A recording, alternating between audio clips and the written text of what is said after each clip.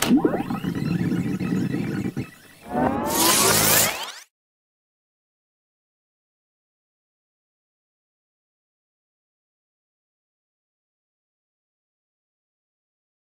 ngayon, yan yung setup ko. So, ito na yung finale. Tinasan ko yung SL ko dyan. So, pag ito nag-work, okay, at nakuha niya tong take profit ko, mapapasa ko yung phase 1 ko sa funded trading. Okay? So, downtrend, pullback, pullback, tapos dito pullback. So, I hope, hindi I hope. Ito yung sinasabi kong maraming buyer. Okay? Once malagpasan niya yan, tatagos din yung price. Okay? So, pwede ko pa yun i-TP dito or dito. So, let's see, no? Ayan, makikita nyo, 28 RR yan. Sobrang tight ng stop loss kasi nag-refine ako. Okay? Nire-refine ko yan sa pinakamaliit na time frame. Okay? So, yun lang and update ko kayo dito. So, currently yan siya. Okay? Makikita nyo yung entry ko. Dulong-dulo. So, dito, take profit na tayo. Okay, so same position po, i-explain natin. Ito yung sa Ethereum. So, nung nandito pa lang yung price, makikita nyo itong reaction na to. Pinipilit niyang i-break. Okay? If nakita ko tong price action na to, na gusto niyang lumagpas dito, magdadalawang isip na ako na pwedeng i-take profit ko na or i-cancel ko na yung order kasi pwede siyang magpatuloy pataas. Okay? So, nung na-break niya yan, and dito na ako ulit sa second box, ibig sabihin, kino-confirm ko kung si market is magpapatuloy pababa. Okay? And move ko yan dito. So, ano yung ibig sabihin ng don't marry your bias? Pag sinabing don't marry your bias, hindi porket naka-short ka, yung confirmation mo is puro short na rin. Lagi mong hinahanapan siya ng short confirmation, ayan, bababayan, kasi ni-reject dito. That's because naka-short ka. Pero kung naka-long ka, ang confirmation mo is puro long din. Diba? So ngayon, ang kino-confirm ko dito is sa tuwing bumababa siya, let's say for example, naglagay tayo dito ng another yellow box. Makikita nyo, palaki siya ng palaki kasi yung volume niya is palakas ng palakas. So, ganito yung unang gagawin niya. Nagre-react siya lang ganyan, tapos bumabalik siya dyan. Tsaka nyo mako-confirm na si market is babasag ng another yellow box. Okay? Parang ano lang no? So, ganon yung reaction niya. So, kung papansin nyo dito, ganito na yung reaction niya. 1, tapos 2, tapos biglang baba. Yan ulit. 1, tapos 2, tapos biglang baba. Tapos 1 and 2, tapos biglang dadiretso na yan pababa ulit. So, sa next yellow box ulit tayo, malalaman ko pag bumaba na ulit siya, yung next yellow box. The more na nagre-react na si market, palaki na ng palaki yung reaction niya. Ganyan na yan, tapos biglang baba. Ganon. Ganon na. So, wait natin. And, ayan, at least na-explain ko sa inyo ng maayos. Huwag kayo malilito magtanong lang kayo pag may di kayo mag-gets. Nice. Oh. Magji-gym pa lang ako pero ginawa na niya. Okay, so malapit na. Andito ang take profit natin. Nag-entry pa, by the way, nag-entry pa ako dito ng isa. So, if hindi to recorded, baka hindi ko maniwala. So, nakikita mo to, 15 minutes. Yan, itong line na to. Isa pang malaking red dyan na bababa. Okay, kailangan yan ma-break. So, yun lang. And, gym na tayo. Okay, just get back from gym and chinek ko agad to. So, kung papansin nyo, umakyat yung price after niya itap to. So, huwag kayo kakabahan. Kasi itong pag-akyat niya is kumukuha ng liquidity preparing for massive downtrend. Okay, so nag-add ako ulit ng position dito. So, tatlo na yung position ko 1, 2, and 3. Dito ako naglagay. 1, tapos dito. 2, tapos dito. 3. Okay, sinundan ko yan. Pero yung dito ko, ang stop loss ko is nandito na lang. Hindi ako nagbe-break even kasi hindi ko siya trip sa trade na to. So, gusto kong makuha niya tong ilalim.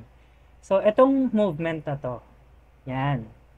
Yan yung preparation ng massive downtrend. Yan, napapansin nyo, punta tayo sa 1 hour. Yan, hindi pa talaga siya tapos. Although bumaba tong down na to, tsaka ito, hindi pa siya tapos. So, meron pa siyang next na malaking dump. Okay? So, hopefully, last dump na yan. Kasi sumusunod lang naman ako sa market. And pag na-dump yan, matatake profit niya yung tatlong entry ko. Isang dump na lang. So, dito mangyayari yun. Okay? So, dahan-dahan, then pump. So, update ko ulit kayo dito. Time check, 10:50 p.m. Okay, so yan na yung form niya. Nag-consolidate pa dito, tapos bumaba na rin dun sa yellow box. Nilagyan ko pala katulad nung nandito. And 5 minutes. Okay, so valid pa rin yung downtrend, confirm pa. So 1, 2. Okay, 1, 2 yung touch. So next dyan is tagos ulit. Okay, tapos dito naman yan maglalaro. Hindi ko lang sure is kung tatagusin nyo yan hanggang dito, pero medyo mahaba yon, or hanggang dito lang din, tapos consolidate.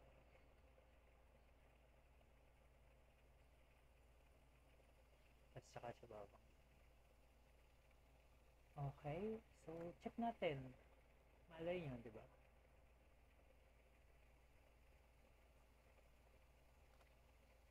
So ongoing profits to. And makikita nyo yan pag natapos na.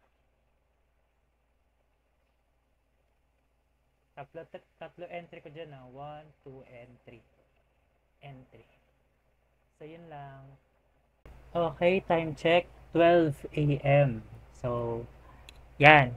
Ang tagal ng trade. So, okay na tayo dito. Bumaba na siya. Kung gusto nyo makita yung buong pagbaba niya, punta ka sa higher time frame. Ayan. Okay? So, next confirmation, consolidation phase or reaction, which is ito na nga. So, sold tuloy ng sold. Punta ka sa higher time frame. Para malaman mo na itong green natin, ibababa na natin dito kasi nag-close na yung body niya sa ilalim. Okay? Diyan, pwede mo dyan, or dito. Doesn't matter. Pero kasi gagawin niya kasi to, kaya it doesn't matter. Na ine-expect natin dyan is yung bagsak ng market. Yung dump. Dump pa, hindi slowly moving down. Dump talaga na bagsak. So, possible na dito pa mangyari yan. So, extend natin to. And same, dito pa rin yung take profit. So, baka hindi ko natutulugan. And may isa pa akong confirmation sa inyo. So, pumunta kayo sa 4 hours.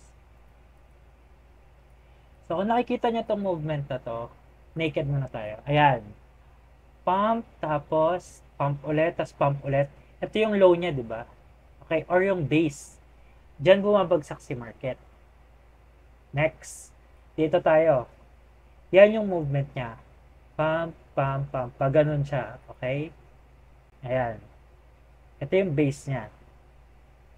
So, pump, pump, pump, tapos laglag. Okay, pwede yan saluhin dito sa ilalim, dito, or dito. Di natin malalaman. Pero laglag to kasi nga marami siyang i-break dyan na structure. Yan, isang buo yan.